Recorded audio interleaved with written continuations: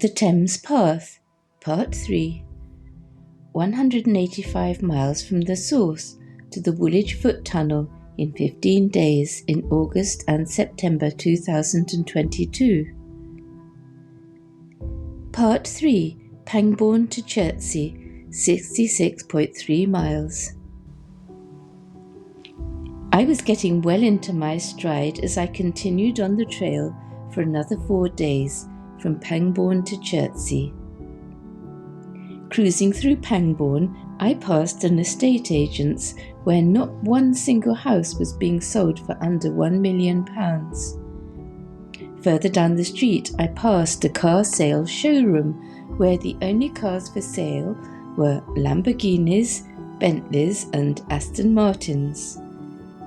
I concluded that you probably have to be pretty wealthy to live in Pangbourne.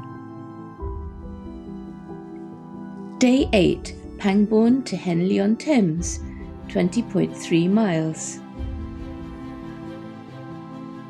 Whitchurch Bridge, Pangbourne at 6:30 in the morning. Leaving Pangbourne at 6:30 a.m. at the start of a very long day. Pangbourne Meadow as the sun was rising. Leaving Pangbourne. The author of The Wind and the Willows, Kenneth Grahame, spent most of his formative years living in Cookham, and the scenery surrounding Pangbourne and Cookham helped to inspire the stories that he created for his sickly son, Alistair. These were eventually published in 1908 under the title The Wind in the Willows. Reading Bridge.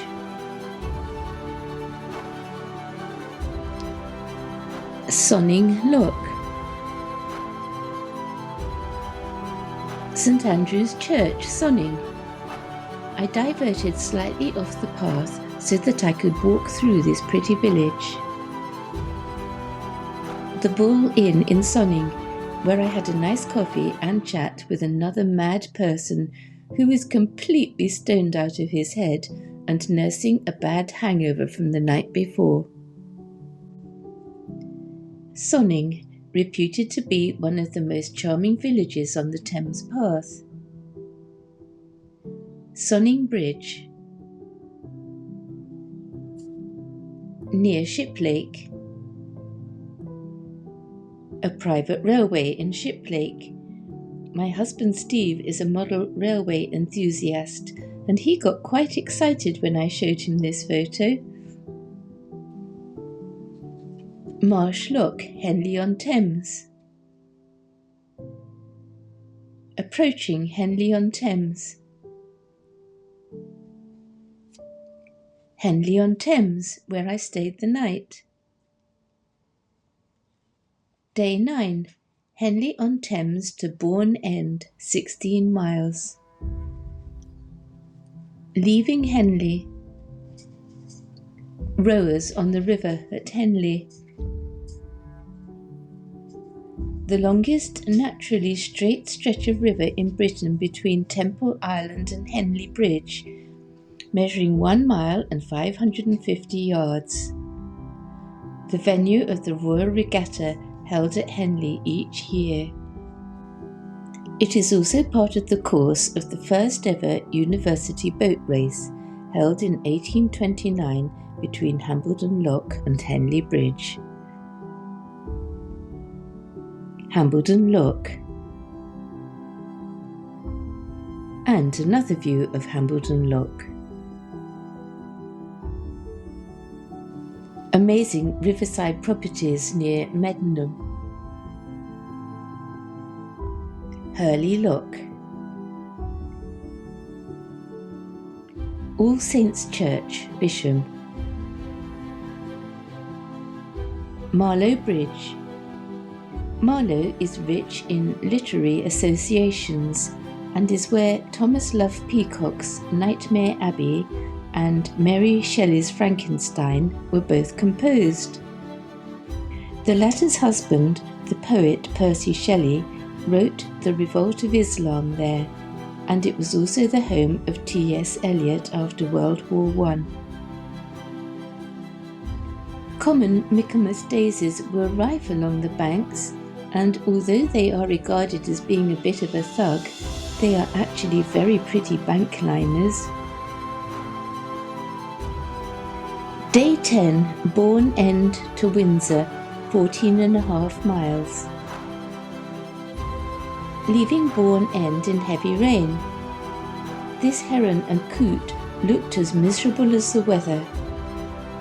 Bourne End was the home of the author Enid Blyton.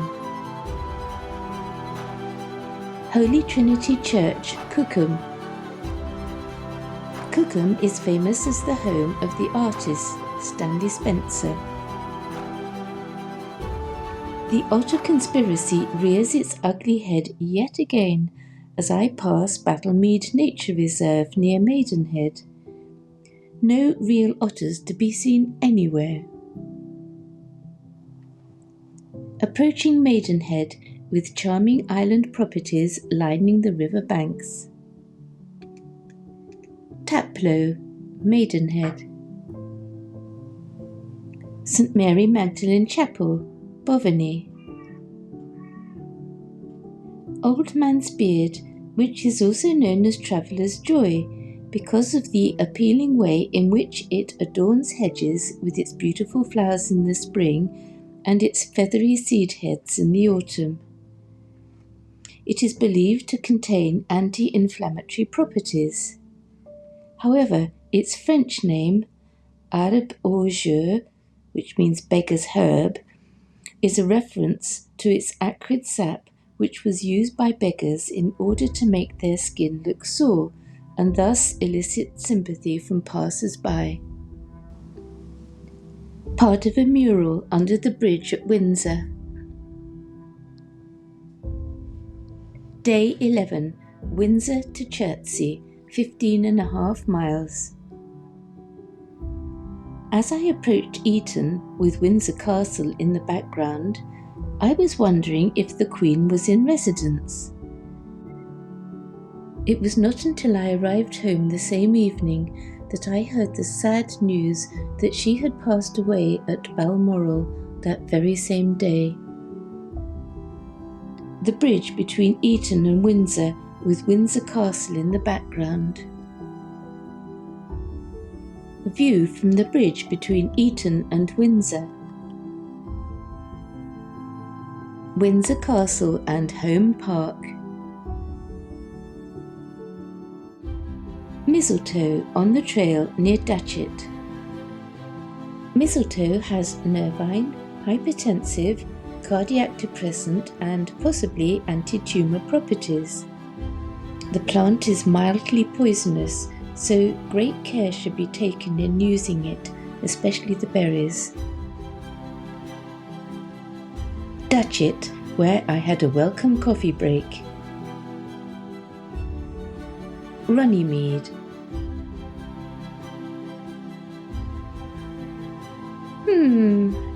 I wonder if all this still applies. Egham.